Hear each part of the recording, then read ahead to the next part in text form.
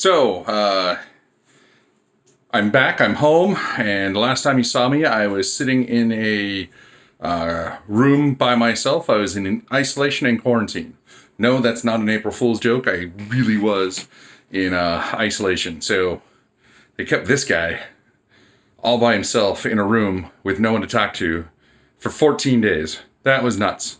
But I'm here to talk to you about something that we're going to start. We know that gaming groups need to eat. So once a month, we're going to try to bring you a meal, recipe for between 4 and 6 people that is fairly cheap and will feed an entire gaming group. So keep an eye out for what we're doing. And we're just going to go over a really quick one today. And I'll show you what we got on the stove. Here you go. Just order pizza. Yes, it is a bit of an April Fool's joke.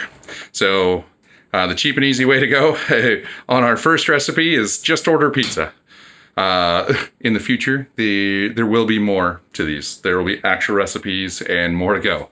I hope you guys all enjoyed this joke and a little levity in this time of insanity. And you guys keep gaming. Have fun.